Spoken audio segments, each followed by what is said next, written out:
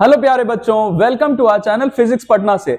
आज के electromagnetism short 2 में हम सारा का सारा चीज डिस्कस कर लेंगे और ये चैप्टर हमारा कंप्लीट हो जाएगा। इसके साथ ही इसके पहले शॉर्ट 1 में मैंने आपको सारा चीज बताया था, starting from Oersted experiment up to permanent magnet. आज के वीडियो में हम सीखने वाले हैं लॉरेंज फोर्स के बारे में, उसका फैक्टर्स अफेक्टिंग क्या क्या होता है, लॉरेंज फोर्स का डायरेक्शन कैसे पता करते हैं फ्लेमिंग्स लेफ्ट हैंड रूल का यूज करके। Then after we shall get to know about the working and construction of DC motor, फिर electromagnetic induction, Faraday's law of electromagnetic induction, AC generator का working, उससे related जो हमारे laws हैं जैसे Fleming's right hand rule क्या होता है, ये सारा चीज हम डिस्कस करेंगे बच्चों। And at the end of the video we shall get to know about a transformer, उसका कंस्ट्रक्शन क्या है, उसका वर्किंग कैसे होता है और उसका टाइप्स क्या क्या है। And I assure you one thing कि इसके बाद जितना भी चीज मैं आपको इसमें बताने वाला हूं वो आप ध्यान से सुनिएगा बस, उसके बाद आपको इलेक्ट्रोमैग्नेटिज्म का चैप्टर कभी कोई दिक्कत दे ही नहीं सकता, बिल्कुल आसानी से समझेंगे ऐसे, है ना। It will be like a child's play. तो आइए आगे बढ़ते हैं। पहला चीज है इस हमारा ये जो टॉपिक है लॉरेंज फोर्स का। लॉरेंज फोर्स क्या होता है मैं आपको बता दूं। जैसे एक छोटा सा एग्जांपल लेते हैं इसके लिए। आपने मैग्नेट अगर कभी इस हाथ में और इस हाथ में मैग्नेट रखा हो तो दोनों मैग्नेट जब हम नजदीक लेके आते तो हमें फील होता है, या तो हमें फील होता है कि हमारा हाथ खींच रहा है एक दूसरे की तरफ, या फिर दूर जा रहा है, मतलब रिपल्शन हो रहा है। तो ऐसा होता क्यों है? क्योंकि दोनों मैग्नेट्स के अपने अपने मैग्नेटिक फील्ड होते हैं। अब ये दोनों मैग्नेटिक फील्ड एक दूसरे को डिस्टर्ब करते हैं। जब एक दूसरे के मैग्नेटिक फील्ड के अंदर आते हैं तो फोर्स लगाते हैं एक दूसरे पे, है ना। इसीलिए हमें ये रिपल्शन या अट्रैक्शन फील होता है। बिल्कुल वैसे ही अगर एक करंट कैरिंग कंडक्टर, आपको पता है इस चैप्टर के स्टार्टिंग से ही हमने ये डिस्कस किया है कि करंट का फ्लो हुआ किसी कंडक्टर में तो उसके अगल बगल मैग्नेटिक फील्ड क्रिएट हो जाता है। तो अगर कोई करंट कैरिंग कंडक्टर हम किसी मैग्नेटिक फील्ड में प्लेस कर दें, बस कंडीशन एक आपको ध्यान रखना है कि इन दोनों का डायरेक्शन अलग अलग होना चाहिए, डायरेक्शंस डिफरेंट होना चाहिए। अच्छा, कुछ लोग गलती क्या करते हैं, बोलते हैं कि direction should be opposite. Opposite होने पे कोई फोर्स लगेगा ही नहीं। इनफैक्ट अगर जो हमारा करंट कैरिंग कंडक्टर है, जैसे मैं आपको एग्जांपल दे देता हूं, ये हमारा नॉर्थ पोल, ये साउथ पोल, तो आपको पता है नॉर्थ से साउथ की तरफ जाता है मैग्नेटिक फील्ड लाइन। तो अगर मैग्नेटिक फील्ड का डायरेक्शन ये है, अगर मैं इसमें करंट इस वाले वायर में भी इस डायरेक्शन में फ्लो करवा दूं, मतलब दोनों का डायरेक्शन सेम हो गया, तो इस पे कोई फोर्स एक्ट नहीं करेगा। वैसे ही अगर हम करंट, ये मैग्नेटिक फील्ड हमारा नॉर्थ से साउथ इधर है और करंट इस डायरेक्शन में जा रहा है, मतलब दोनों के बीच का एंगल 180 हो गया, ऑपोजिट हो गया, तब भी इस पे कोई फोर्स एक्ट नहीं करेगा। 0 डिग्री और 180 डिग्री दोनों के बीच में एंगल नहीं होना चाहिए। उसके अलावा चाहे जो कुछ भी एंगल बन जाए, 10, 20, 50, 60, 90 कुछ भी हो जाए। तो अभी फिलहाल इस टॉपिक में हमें जो आपका क्लास 10 तक का जो सिलेबस है उसमें हमें सिर्फ 90 डिग्री के बारे में पढ़ना है कि करंट कैरिंग कंडक्टर और ये हमारा मैग्नेटिक फील्ड, करंट का डायरेक्शन और मैग्नेटिक फील्ड का डायरेक्शन दोनों एक दूसरे के परपेंडिकुलर है ना। तो इस पे फोर्स लग रहा है, उस फोर्स को हमने क्या बोला? Lorentz force. तो ये लिख रखा आपके लिए डेफिनेशन ऑलरेडी। लॉरेंज फोर्स क्या है? ये किसी भी कंडक्टर पे फोर्स कब लगता है? जब उस कंडक्टर से करंट फ्लो कर रहा है और वो कंडक्टर कहां रखा है? मैग्नेटिक फील्ड में, such that their directions are different. ये ध्यान रखिएगा, आप डायरेक्शंस डिफरेंट ही बताइएगा, डायरेक्शंस ऑपोजिट कभी भी मत बताइएगा, गलत हो जाएगा, है ना। अब जैसे आपको यहां दिख रहा होगा, छोटा सा फिगर हमने रखा हुआ है समझने के लिए। ये सर्किट है हमारा। इस सर्किट में ये जो हमारा वायर है, ये ए से लेके सी तक वायर का नाम हमने रखा हुआ है। इसमें आपको करंट का फ्लो दिख रहा होगा। करंट फ्लो कैसे करेगा? पॉजिटिव टर्मिनल से, ये रहा हमारा पॉजिटिव टर्मिनल, तो पॉजिटिव टर्मिनल से नेगेटिव टर्मिनल की तरफ जाता है करंट। तो करंट कैसे जा रहा है? ए से सी। और मैग्नेटिक फील्ड जरा देखिएगा, ये जैसे हमारा हॉर्स शू मैग्नेट है, यू शेप मैग्नेट, ये ऐसे रखा हुआ है। तो मैग्नेटिक फील्ड्स किधर से किधर? नॉर्थ से साउथ, ऐसे। तो मैग्नेटिक फील्ड का डायरेक्शन ऐसे, नॉर्थ से साउथ, और करंट ऐसे, तो दोनों का डायरेक्शन अलग अलग हो गया ना। मतलब अब इस कंडक्टर पे, अब इस वायर एसी पे फोर्स लगेगा, है ना। अब ये फोर्स कितना लगेगा, किस डायरेक्शन में लगेगा, ये सारा चीज हम जानते हैं। आइए आगे बढ़ते हैं। जैसे देखिए फैक्टर्स अफेक्टिंग लॉरेंज फोर्स क्या क्या होगा। सबसे पहला चीज तो ये कि लॉरेंज फोर्स लगा कब? जब एक कंडक्टर है हमारे पास, उस कंडक्टर से करंट का फ्लो हो रहा और वो कंडक्टर रखा कहां है? मैग्नेटिक फील्ड में। 3 चीजों पे डिपेंड करता है। इसी से हमें पता चल गया कि करंट का फ्लो ज्यादा होगा तो लॉरेंज फोर्स ज्यादा लगेगा। करंट के लिए हमने कैपिटल आई यूज किया इसमें। बी क्या है? B is the strength of magnetic field. Strength of magnetic field, या कहीं आपको सिर्फ मैग्नेटिक फील्ड भी लिखा मिले तो ये कैपिटल बी क्या है? इसको हम क्यों यूज करते हैं? ये क्या रिप्रेजेंट करता है? Strength of magnetic field. और तीसरा चीज, अब देखिए ये डायरेक्टली प्रोपोर्शनल है ये सारे चीज, मतलब मैग्नेटिक फील्ड का स्ट्रेंथ ज्यादा तो फोर्स भी ज्यादा लगेगा। तीसरा चीज देखिए क्या है? Length. Length of the conductor अगर ज्यादा हुआ, यहां पे जैसे वायर एसी है, अगर इसका लेंथ ज्यादा कर देंगे तो इस पे फोर्स भी ज्यादा लगेगा, लॉरेंज फोर्स भी ज्यादा लगने लगेगा। अब देखिए इन तीनों चीज को हम कंबाइन कर देते हैं। अगर इन तीनों चीजों को हम कंबाइन कर दे तो हम ऐसा लिख सकते हैं कि F proportional I B into L, लिख सकते हैं ऐसा ऑब्वियसली, है ना। अब आपको पता है कि ये हटा के इक्वल टू का साइन देंगे, प्रोपोर्शनलिटी का साइन हटा के, तो we need a constant over here, तो हम यहाँ पे एक कांस्टेंट ले लेते हैं K, है ना। अब देखिए एक स्पेशल केस में ये हम जैसे अगर हम इन सारे चीजों का अज्यूम करें ऐसा यूनिट, फोर्स का, करंट का, मैग्नेटिक फील्ड का और लेंथ का, तो ये K का वैल्यू जो है it comes out to be 1, और K का वैल्यू 1 रखेंगे तो will get the expression for Lorentz force that is I into B into L, है ना। It's quite simple. अब देखिए फोर्स, करंट और लेंथ का सबका हमें यूनिट पता है, लेकिन ये मैग्नेटिक फील्ड का हमें यूनिट नहीं पता है, तो देख लेते हैं, आसानी से पता कर सकते हैं। देखिए आपको चाहिए किसका मैग्नेटिक फील्ड, किसका यूनिट, मैग्नेटिक फील्ड का, तो मैग्नेटिक फील्ड को सब्जेक्ट बना लेते हैं, ये बाकी दोनों चीज आ जाएंगे इधर, that is I into L, है ना, F by I into L। तो फोर्स का यूनिट क्या होगा, न्यूटन होगा, एक एक करके लिख लेते सबका। इसके लिए एम्पियर, तो ऊपर गया तो पर एम्पियर, और मीटर ऊपर गया तो पर मीटर। ये ऐसा यूनिट है किसका, मैग्नेटिक फील्ड का। अच्छा इसका एक और यूनिट भी होता है टेस्ला, है ना, जिसको हम कैपिटल T से डिनोट करेंगे। Obviously it is named after the scientist Nikola Tesla, इसलिए पूरा लिखना है तो स्मॉल t से और सिर्फ सिंबल देना है तो कैपिटल T। चलिए आइए आगे बढ़ते हैं। अब ये हमें ये पता चल गया कि इसका मैग्नीट्यूड कितना है लॉरेंज फोर्स का। अब ये फोर्स है, वेक्टर है, तो इसका डायरेक्शन भी होगा, और डायरेक्शन कैसे पता करेंगे देखते हैं।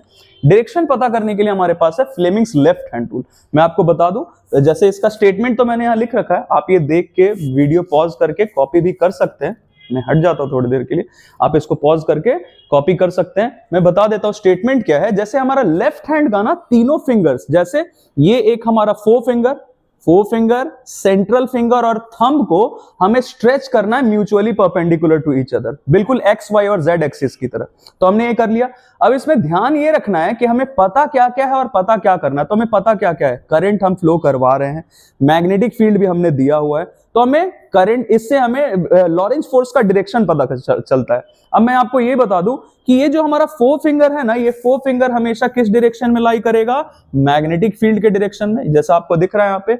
और C for central, C for current, इससे थोड़ा आसानी होगा आपको याद रखने में। ये हमारा ऑब्वियसली क्या है, सेंट्रल फिंगर है, तो सेंट्रल फिंगर हमेशा किसके डायरेक्शन में रखना है, करंट के डायरेक्शन में। तो ये जो हमारा थंब है, ये हमें किसका डायरेक्शन बता देगा, लॉरेंज फोर्स का डायरेक्शन, कि कंडक्टर पे लॉरेंज फोर्स किधर एक्ट कर रहा है। कहीं कहीं पे आपको लॉरेंज फोर्स की जगह मोशन ऑफ कंडक्टर भी लिखा मिल सकता है। तो ऐसा क्यों, ऑब्वियसली कंडक्टर पे जिस डायरेक्शन में फोर्स लगेगा, कंडक्टर उसी डायरेक्शन में मूव करता है ना। तो हम या तो लिख सकते हैं, ये थंब हमें क्या बताएगा, direction of motion of conductor या direction of Lorentz force. It is quite simple, है ना। अब देखिए इसको अप्लाई कैसे करना है, ये मैं आपको एग्जांपल लेके एक बता देता हूं, बिल्कुल क्लियर हो जाएगा। जैसे देखिए अब हम क्या करने वाले, सबसे पहला काम क्या करना है आपको, आसान भी रहेगा आपके लिए, मैग्नेटिक फील्ड के डायरेक्शन में पहले इसको तो फिक्स कर देना है, फोर फिंगर को।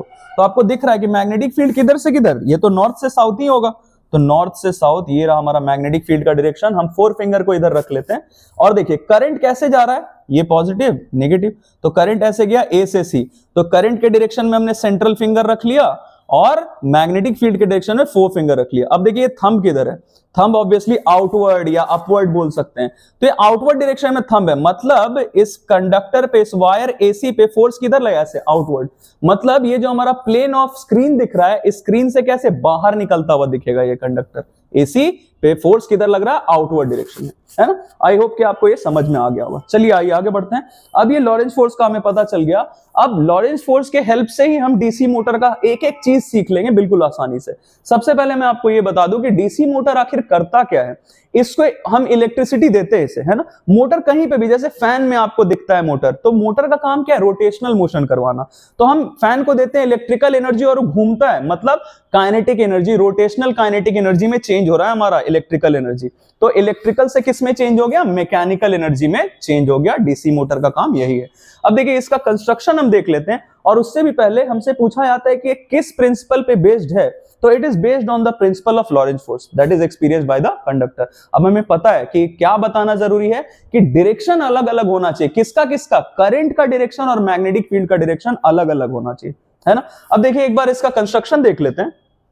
कंस्ट्रक्शन क्या है इसमें, आपको ये देखिए, ये एन और एस मार्क किया हुआ दिख रहा है, ये तो हमारा पोल्स है, north pole south pole, horseshoe electromagnet हमने लिया उसका। और ये जो आपको ABCD दिख रहा है, it is the armature coil. अब ये कॉइल कैसे बनाते हैं हमें पता है, हम कोई भी सॉफ्ट आयरन मटेरियल का बेस ले सकते हैं और उसके ऊपर हम किसी भी वायर को, जनरली कॉपर लेते हैं, वायर को वाइंड कर दिया in the shape of a coil, तो ये हमारा बन गया आर्मेचर कॉइल। अब देखिए ऑब्वियसली इस कॉइल का, इस वायर का 2 एंड्स होगा, तो ये एंड्स देखिए A और ये एंड D, तो ये एंड D देखिए कहां पे लाके कनेक्ट किया गया है, S2 में, और एंड A लाके कनेक्ट किया है S1 में। अब ये S1 S2 क्या है, ये है split ring commutator. Split ring क्यों बोल रहे हैं, क्योंकि आपको दिख रहा हो कि ये जो रिंग है बटा हुआ है, गैप है इसके बीच में, ये स्प्लिट है ना, तो इसीलिए ये दोनों पार्ट्स जो है S1 और S2, ये पार्ट्स हैं किसके, स्प्लिट रिंग कम्यूटेटर के। अब देखिए होता कि कार्बन ब्रश जो है B2 या कार्बन ब्रश B1, ये दोनों अपने अपने जगह पे फिक्स्ड हैं, और यहां से वायर आया है ऐसे होके रियोस्टेट से होते हुए बैटरी के नेगेटिव टर्मिनल में, यहां से कार्बन ब्रश B1 से वायर होते हुए, की से होते हुए आके और इसमें पॉजिटिव टर्मिनल में कनेक्टेड। अब देखिए होता क्या है, ये आर्मेचर कॉइल जब रोटेट करेगा ना, तो आर्मेचर कॉइल के साथ साथ हमारा स्प्लिट रिंग कम्यूटेटर भी रोटेट करेगा, लेकिन ये कार्बन ब्रशेस तो रोटेट नहीं कर सकता। अगर ये रोटेट करने लगे तो पूरा का पूरा यहाँ वायर जो है यही हमारा स्पाइरल हो जाएगा, घूम जाएगा, पूरा टूट सकता है। तो इसके लिए हमने क्या किया है, कार्बन ब्रशेस जो है वो स्प्लिट रिंग हो, जैसे मान लीजिए ये हमारा स्प्लिट रिंग है, तो एक कार्बन ब्रश इसको स्लाइटली बस रब करते रहता है ताकि कांटेक्ट में रहे, और देखिए कांटेक्ट में है, जिसकी वजह से सर्किट हमारा कंप्लीट हो रहा है, और सर्किट कंप्लीट हो रहा है तो करंट का फ्लो हो सकता है ना। ये इसका पूरा कंस्ट्रक्शन हो गया। अब आइए वर्किंग पे बढ़ते हैं, इसका वर्किंग कैसे होता है। जैसे सबसे पहला केस मैं आपको बता दूं, अब देखिए ये थीटा इक्वल 0 लिखा है हमने। बहुत बार बच्चों को मिसकॉन्सेप्शन होता है कि थीटा 0 बोलने का मतलब कि हॉरिजॉन्टल होगा, कोई जरूरी नहीं है। जैसे अभी हॉरिजॉन्टल हमें दिख रहा है, लेकिन एसी जनरेटर में हम जहां से वर्किंग स्टार्ट करेंगे वहां पे हमारा जो कॉइल है, आर्मेचर कॉइल, वो वर्टिकल रहेगा, ऐसे परपेंडिकुलर। तो आपको ये चीज ध्यान में रखना है कि थीटा 0 बोलने का मतलब क्या, कि वर्किंग यहां से स्टार्ट हुआ है। अब स्टार्ट कहां से हुआ मैं आपको दिखाता हूं। देखिए वर्किंग कहां से स्टार्ट हुआ, इसको थोड़ा छोटा कर देते हैं, बाद में देखेंगे इसे। और ये वाला पार्ट आप देखिए, देखिए क्या हो रहा है। इस वाले पार्ट में आपको दिख रहा होगा कि ये जो हमारा आर्मेचर कॉइल है ये अभी हॉरिजॉन्टल है ना। इसको समझाने के लिए अभी फिलहाल मेरे पास मुझे कुछ दिख नहीं रहा है वैसा कॉपी वगैरह, तो मैं कीबोर्ड ही ले लेता हूं। ये देखिए मैंने कीबोर्ड ले लिया, इसी को आप समझ लिए कि ये हमारा कॉइल है, और ये कॉइल अभी फिलहाल कैसा है, ये हॉरिजॉन्टल है ना। आपको यहां दिख रहा होगा ABCD, ये हमारा कॉइल है जो कि हॉरिजॉन्टल है। थीटा 0 पे ये हॉरिजॉन्टल। अब देखिए क्या होगा, ये ऐसे रखा हमने, और ये है हमारा AB और ये है CD, तो आप मान लीजिए ये हमारा AB और ये CD। अब करने क्या वाले हैं हमने यहां से करंट का फ्लो करवाया। आपको दिख रहा होगा सर्किट कंप्लीट है, तो सर्किट कंप्लीट है तो करंट का फ्लो कहां से कहां होगा, पॉजिटिव से नेगेटिव टर्मिनल। तो करंट ऐसे फ्लो करके आएगा, ऐसे S1 से होते हुए, और करंट कैसे आ रहा है देखिए, ABCD, है ना। It's quite simple. तो करंट का फ्लो ऐसे हो रहा है। अब करंट का फ्लो हो रहा है तो फोर्स, लॉरेंस फोर्स लगेगा, किस किस आर्म पे लगेगा और किस डायरेक्शन में लगेगा ये पता करते हैं जरा। देखिए अब देखिए करंट का फ्लो कैसे हो रहा है, ये हमारा AB, ये CD। तो AB में करंट का फ्लो कैसे हो रहा है, देखिए A से B ऐसा, फिर B से C दे आएगा ऐसे, और फिर C से D, और फिर D से A ऐसे। अब देखिए हम पता करते हैं कि AB पे फोर्स किधर लगेगा। तो मैंने बच्चों को देखा है Fleming's left hand rule use कर रहे हैं, बहुत परेशान रहते हैं, ऐसे ऐसे करते रहते हैं, कोई जरूरत नहीं इसका। आप सबसे पहले क्या फिक्स करेंगे, मैंने आपको बता दिया, मैग्नेटिक फील्ड के डायरेक्शन में पहले 4 फिंगर फिक्स कर लेंगे, और उसके बाद हमारा हाथ जिस पोजीशन में, हम उसी पोजीशन में रखेंगे, इसको इधर उधर नहीं करना है। हम डायग्राम में वो वाला साइड ढूंढेंगे जिसमें कन्वीनियंटली हम Fleming's left hand rule apply कर सकें। अब जैसे देखिए क्या होगा, मैंने यहां पे देखा कि मैग्नेटिक फील्ड का डायरेक्शन तो फिक्स कर दिया, किधर से किधर, नॉर्थ से साउथ, मैग्नेटिक फील्ड के डायरेक्शन में 4 फिंगर रख दिया। अब ये सेंट्रल फिंगर मेरा जैसा है ना, मैं इसको ऐसे ही रहने दूंगा, और इसी की डायरेक्शन में ढूंढेंगे कि कौन सा ऐसा साइड है जिसमें करंट का डायरेक्शन हमारा क्या है, हमारे सेंट्रल फिंगर के डायरेक्शन में। तो आपको दिख रहा है कि CD जो हमारा साइड दिख रहा है, CD में करंट का डायरेक्शन कैसा है, ऐसे मेरे सेंट्रल फिंगर के डायरेक्शन में। तो इसी को हमने चूज कर लिया, ये हमारे लिए कन्वीनियंट है। अब देखिए ये थंब किधर है, आउटवर्ड, मतलब CD पे फोर्स किधर है, आउटवर्ड या अपवर्ड बोल सकते हैं। तो CD पे अगर अपवर्ड लगेगा तो AB पे किधर लगेगा, डाउनवर्ड, है ना। It's quite simple. तो हमारा CD पे लग गया फोर्स अपवर्ड और AB पे लग गया डाउनवर्ड। तो देखिए CD पे लगा अपवर्ड और AB पे लगा डाउनवर्ड, तो देखिए तो CD पे अपवर्ड लगेगा और AB पे डाउनवर्ड, तो ये दोनों मिलके कैसे घुमाएंगे इसको, एंटी क्लॉकवाइज डायरेक्शन में। ये दोनों फोर्स, जो लॉरेंज फोर्स इधर अपवर्ड CD पे और AB पे जो डाउनवर्ड लग रहा है, ये दोनों मिलके एंटी क्लॉकवाइज कपल फॉर्म करते हैं और उसके वजह से घूम के थीटा 0 से आ जाएगा थीटा 90 पे, है ना। 0 से यहां से स्टार्ट किया था हमने, हॉरिजॉन्टल था तब, अब ये कितने से घूम गया, देखिए 90 से घूम गया। अब कैसा हो गया, ये वर्टिकल हो गया, है ना। अब देखिए एक चीज आपके दिमाग में आ रहा होगा कि सर ये साइड BC और DA में भी तो करंट फ्लो कर रहा है, फिर इसमें क्यों नहीं लॉरेंज फोर्स लग रहा है। तो आपको एक्सप्लेन कर देता हूं मैं ये चीज, जरा देखिए। करंट का डायरेक्शन BC में कैसा है, ऐसे B to C, और मैग्नेटिक फील्ड भी कैसा है, नॉर्थ से साउथ, तो दोनों का डायरेक्शन सेम हो गया ना, करंट का और मैग्नेटिक फील्ड का, इसीलिए BC पे कोई फोर्स नहीं लगेगा। लाइकवाइज DA में, इसमें देखिए करंट ऐसे आ रहा है, ऐसे गया, तो DA करंट का डायरेक्शन ये और मैग्नेटिक फील्ड ऐसा ऑपोजिट हो गया, मतलब दोनों के बीच का एंगल 180, तब भी लॉरेंज फोर्स नहीं लगेगा। तो हमारा लॉरेंज फोर्स लगेगा किस पे, सिर्फ AB पे और CD पे। अब जैसा मैंने आपको बताया, CD पे फोर्स ऊपर लगा और AB पे डाउनवर्ड, और ये दोनों घूम गए। तो अब इसके आगे क्या होगा, जरा देखिए, आगे बढ़ते हैं। और यहां पे कुछ पॉइंट्स मैंने लिखा हुआ है, ये मैं आपको बता देता हूं। देखिए जैसे मैंने आपको बताया कि ये सारा चीज जो मैंने आपको एक्सप्लेन किया यहाँ लिखा हुआ है, आप इसको नोट कर सकते हैं, है ना। अब ये घूम जाएगा और घूमेगा तो देखिए क्या होगा। अब हमारा थीटा क्या हो गया, 90, ये ऐसे घूम के आ गया है, वर्टिकल हो गया। अब वर्टिकल होने पे देखिए क्या हुआ, ये जो हमारा सर्किट पहले कंप्लीट हो रहा था, अब आपको दिख रहा होगा कि स्प्लिट रिंग और कार्बन ब्रशेस में आ गया गैप, ये रहा गैप। तो अब गैप आ गया तो सर्किट इनकम्प्लीट है, मतलब करंट का फ्लो नहीं होगा, और जब कंडक्टर से करंट का फ्लो नहीं होगा तो फिर इस पे लॉरेंज फोर्स भी नहीं लगेगा, है ना, सिंपल है। लेकिन लॉरेंज फोर्स नहीं भी लगेगा, कपल फॉर्म नहीं भी होगा, फिर भी ये रोटेट करता हुआ दिखता है। ऐसा नहीं कि सर्किट इनकम्प्लीट हुआ वहीं रुक गया, नहीं, ये चलेगा, आगे बढ़ेगा, ये 90 से 180 तक भी आएगा। अभी थीटा 0 से 90 पे आया और अब 180 पे आएगा, क्यों, due to inertia of rotational motion हम लिख सकते हैं। आपने पढ़ा होगा इनर्शिया के बारे में, तो इनर्शिया ऑफ रोटेशनल मोशन की वजह से ये रुकेगा नहीं और आगे बढ़ेगा, और थीटा 90 से कहां आ जाएगा, अब ये ऐसे आ चुका था, थीटा 90 से अब ये और आगे बढ़ेगा तो थीटा 180 पे आ जाएगा, मतलब फिर से हॉरिजॉन्टल हो जाएगा। तो फिर से हॉरिजॉन्टल होने पे देखिए क्या होगा, फिर से हॉरिजॉन्टल हुआ थीटा 180 पे, तो फिर से सर्किट कंप्लीट हो गया और करंट का फ्लो शुरू। लेकिन देखिए यहाँ पे चेंज क्या हो गया, अब पहले मैं आपको एक बार दिखा देता हूं ये चीज। पहले B1 S1 के कांटेक्ट में था और B2 S2 के कांटेक्ट में था।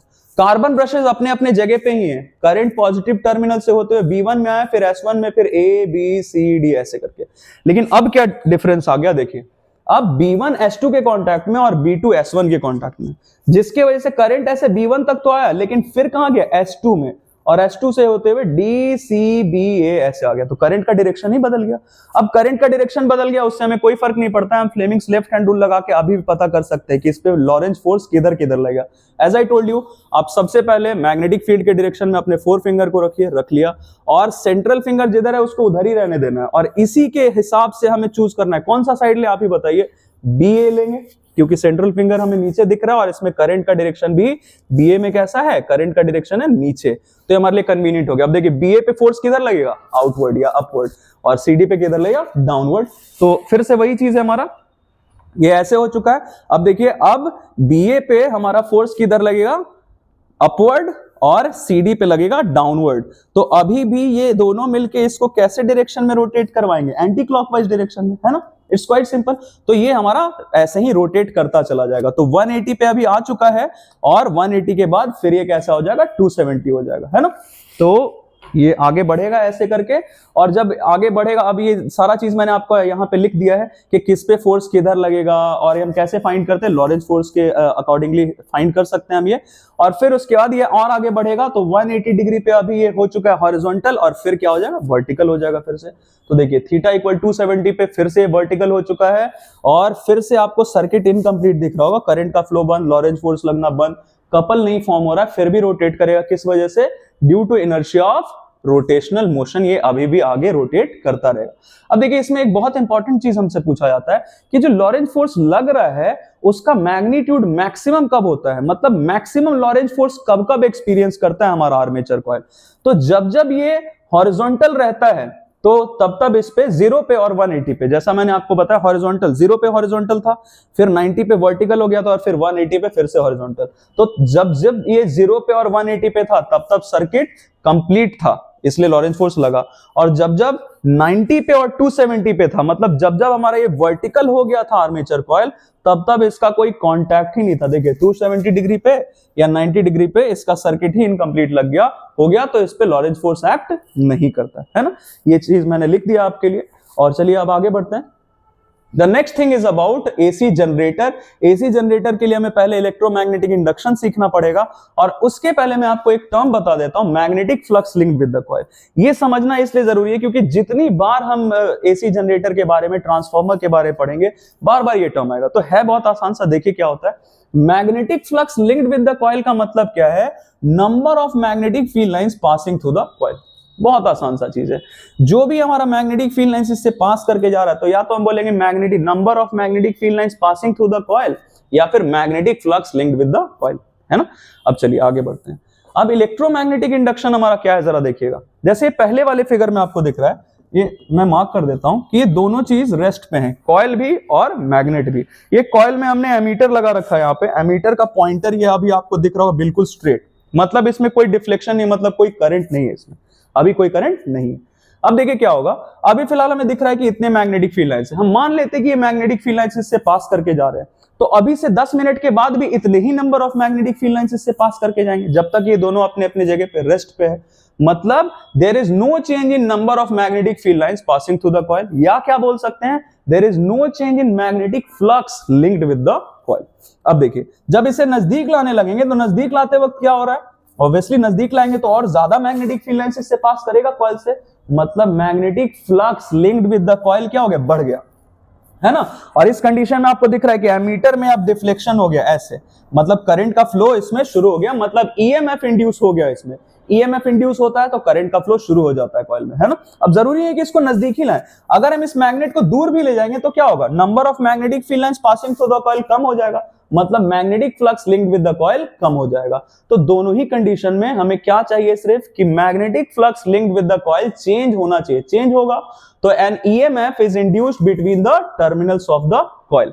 और ये ईएमएफ कब तक बरकरार रहेगा, जब तक ये चेंज चलता रहे। अगर हम इसको चेंज करवाते हुए लेके यहां तक आए, ईएमएफ इसमें जनरेट इंड्यूस हो रहा था, यहां आके रुक गए, तो चेंज होना जैसे ही बंद होगा, ये ईएमएफ जो इसमें आया था, इंड्यूस हुआ था, वो भी डिसअपीयर, है ना। इट्स क्वाइट सिंपल, ये लिख दिया मैंने आपके लिए। अब देखिए आगे बढ़ते हैं। इलेक्ट्रोमैग्नेटिक इंडक्शन तो हम समझ गए। अब इससे रिलेटेड हमारे पास फैराडेज का 2 लॉ है, बिल्कुल वैसे ही जैसे न्यूटन्स का फर्स्ट और सेकंड लॉ, एक क्वालिटेटिव होता था, एक क्वांटिटेटिव।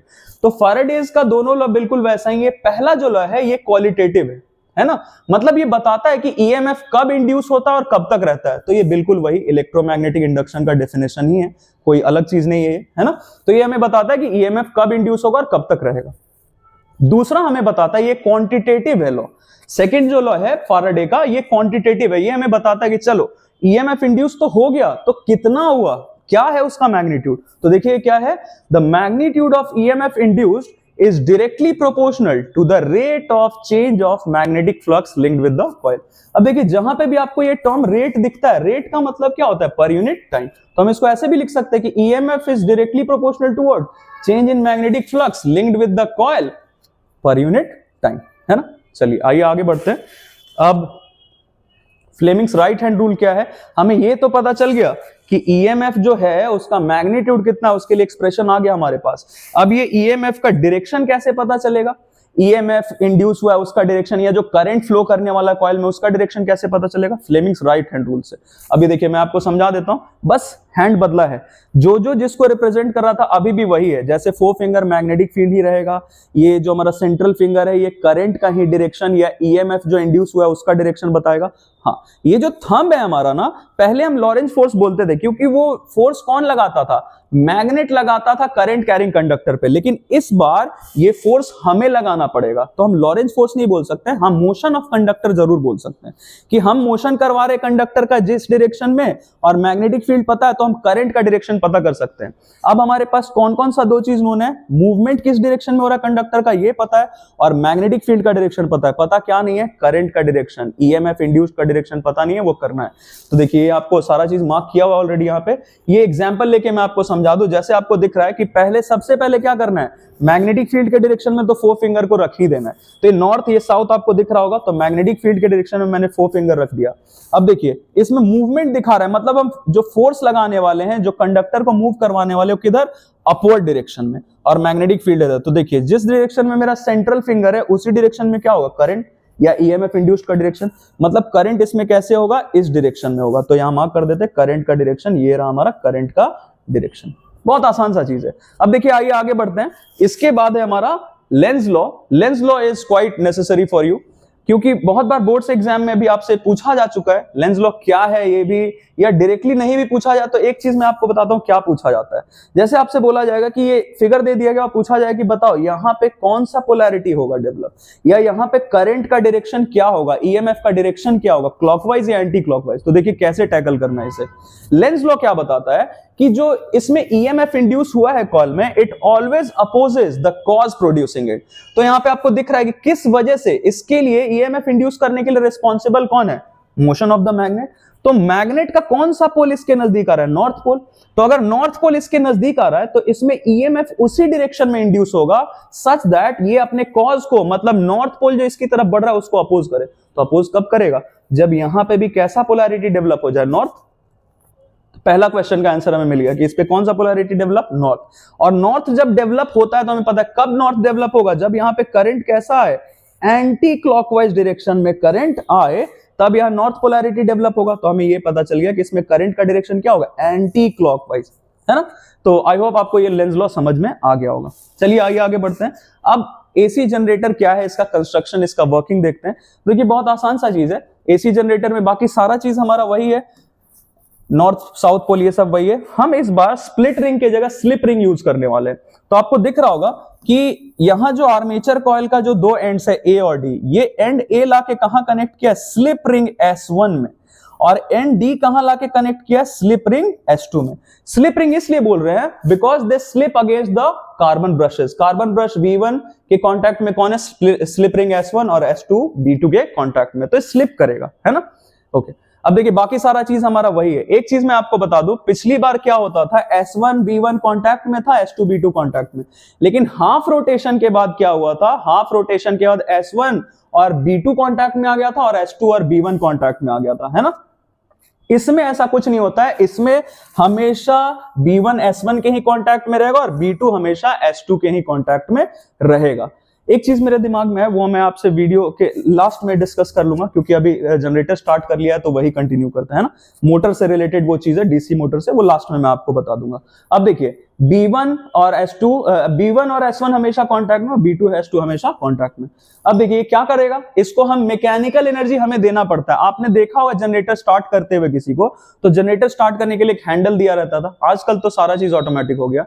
तो हम मैकेनिकल एनर्जी देते थे और उससे हम इलेक्ट्रिसिटी, हमें जनरेशन होता था, प्रोड्यूस करते थे हम इलेक्ट्रिसिटी, है ना। अब देखिए इसका कंस्ट्रक्शन तो हमने समझ लिया, वर्किंग समझते हैं। वर्किंग में हमारे पास 4 केसेस इसमें भी है, बिल्कुल वैसे ही जैसे डीसी मोटर में था। पहले इसका प्रिंसिपल ऑफ वर्किंग आपसे पूछा जाएगा तो आप क्या बताएंगे कि it is based on the principle of electromagnetic induction, और फिर इलेक्ट्रोमैग्नेटिक इंडक्शन को डिफाइन कर देना। वही चीज मैंने यहाँ पे लिखा हुआ है, आप इसको कॉपी कर सकते हैं। अब देखिए क्या होता है एग्जैक्टली ये समझते हैं। क्या होने वाला है, हम स्टार्ट करेंगे फिर वहीं से थीटा इक्वल 0 से ही, लेकिन इस बार कॉइल कैसा है, vertical. As I told you कि वर्टिकल और हॉरिजॉन्टल नहीं समझना है थीटा 0 से। थीटा 0 से क्या समझना है कि यहां से वर्किंग स्टार्ट हो रहा है। तो इस बार देखिए वर्किंग हमारा यहीं से स्टार्ट ही हो रहा है, मतलब थीटा 0 पे ये कॉइल जो हमारा वर्टिकल है, ऐसा है।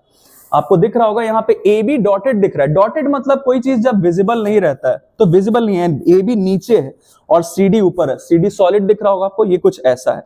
अब देखिए हो क्या रहा है, यहां से जब हमारा मैग्नेटिक फील्ड लाइंस नॉर्थ से शुरू होकर साउथ की तरफ जाएगा, तो नॉर्थ से साउथ की तरफ जाने वक्त maximum number of magnetic field lines इससे पास कर रहे हैं, क्योंकि इसका जो एरिया है आर्मेचर कॉइल का, जो इसके एक्सपोजर में मैग्नेटिक फील्ड में, ये मैक्सिमम है।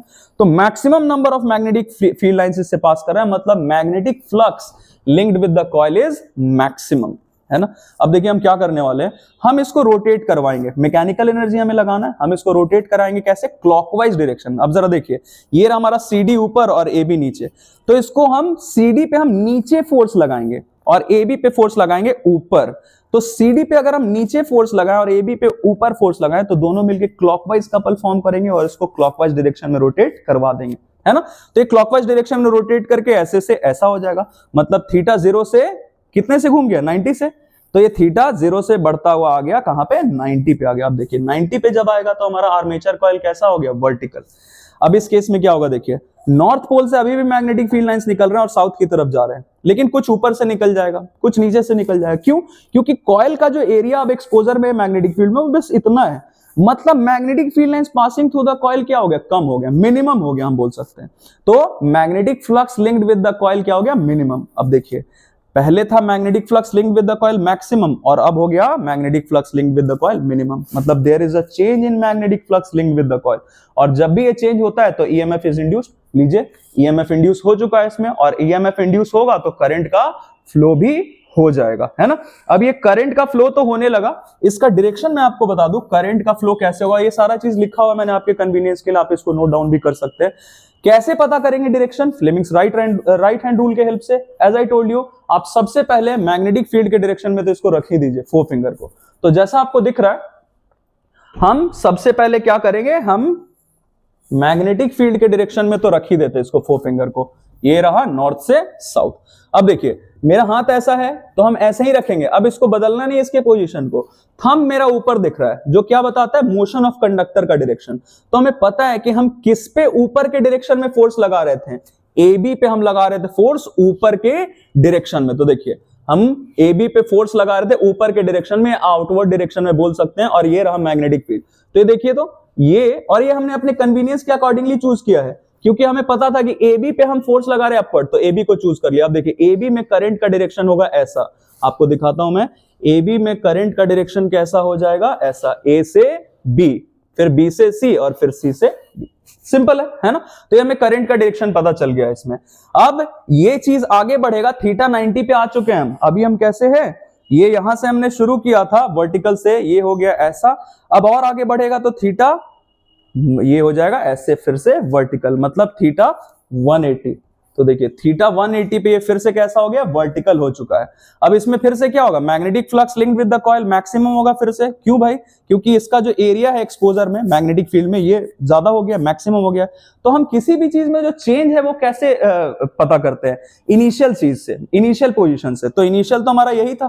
तो magnetic flux linked with the coil theta 0 पे मैक्सिमम था और थीटा 180 पे फिर से मैक्सिमम हो गया जब ये वर्टिकल हो गया, मतलब चेंज तो हुआ ही नहीं मैग्नेटिक फ्लक्स में। तो इस कंडीशन में ईएमएफ इंड्यूस्ड नहीं होगा। देखिए लिखा हुआ मैंने आपके लिए कि इस कंडीशन में ईएमएफ इंड्यूस्ड नहीं होगा, है ना।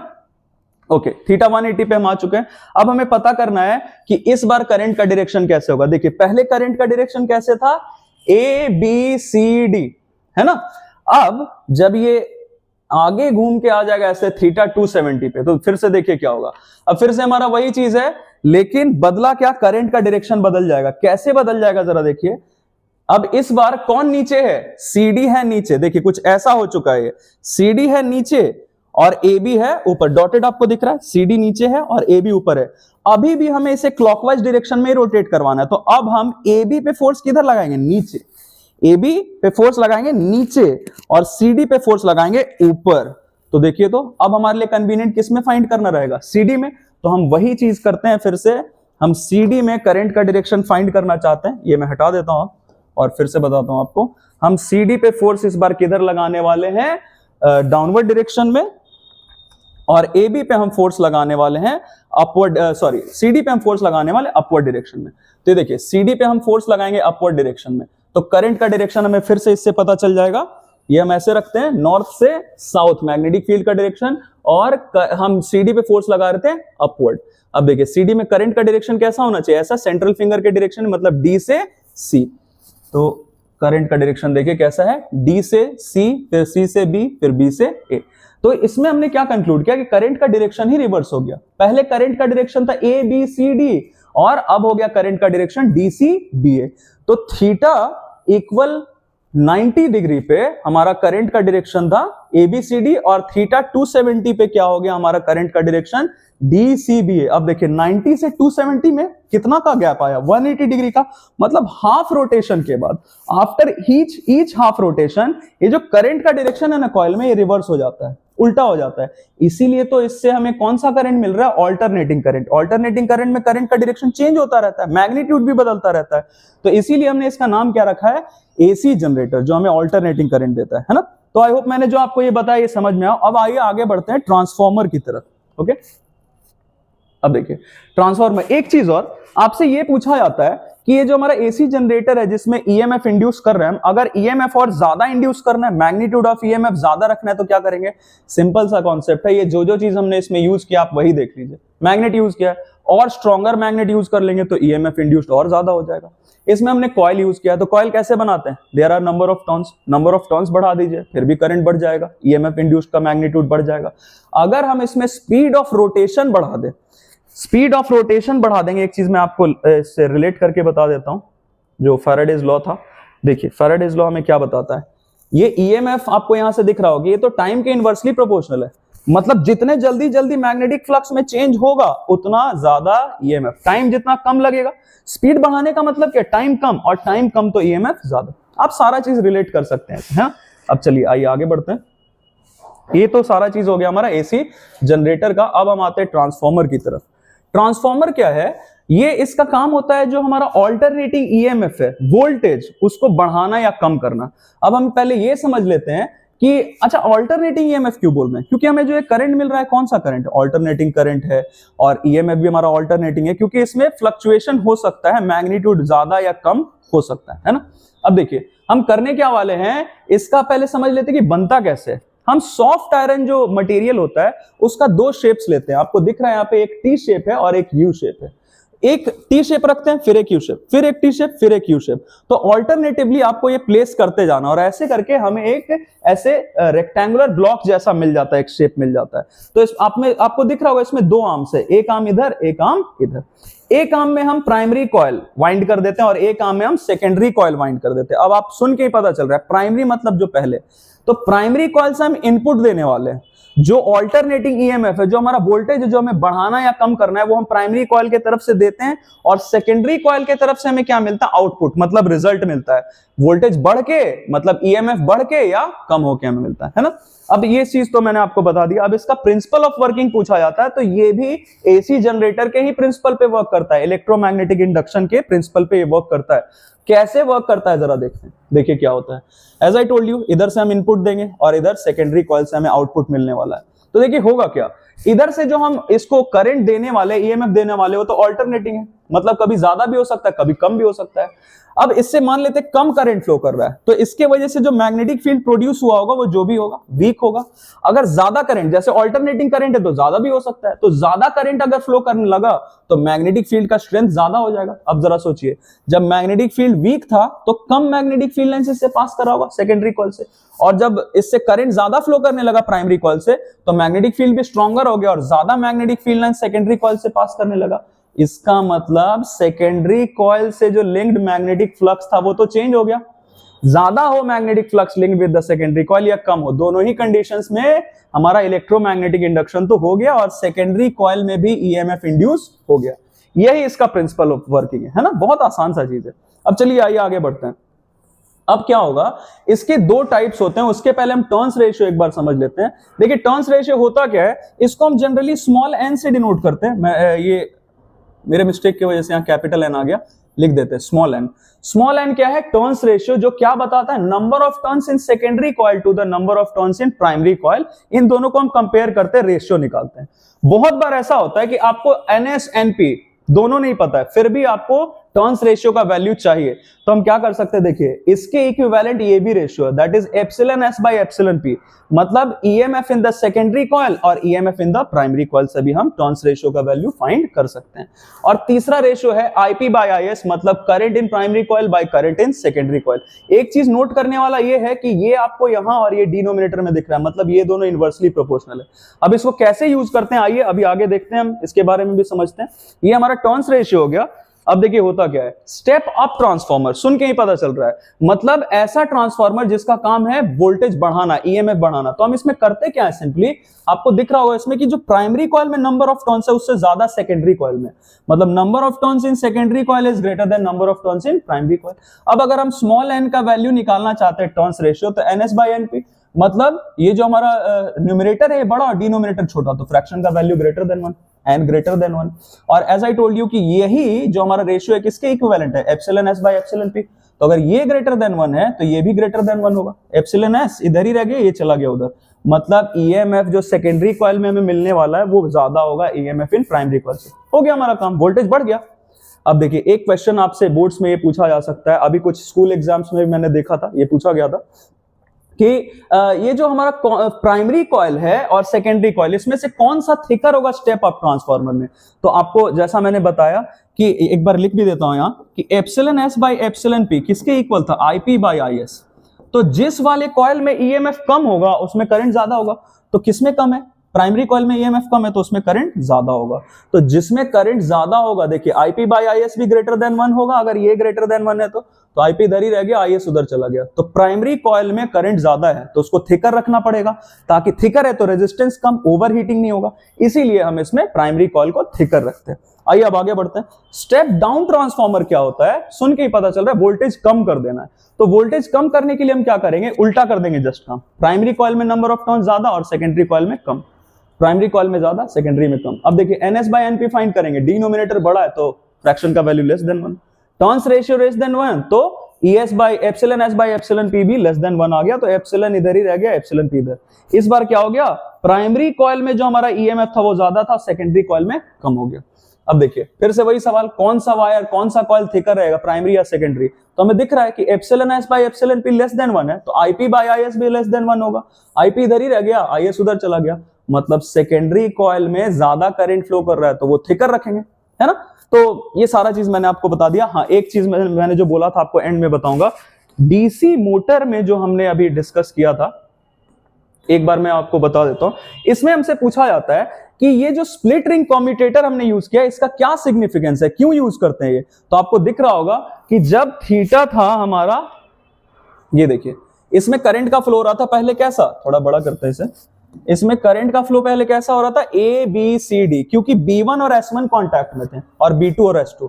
अब देखिए नेक्स्ट कंडीशन में हमारा क्या हो गया, जब ये 0 से आ गया 180 पे तो कौन कौन कांटेक्ट में, B1 S2 और B2 S1, तभी तो करंट का डायरेक्शन इसमें चेंज हुआ।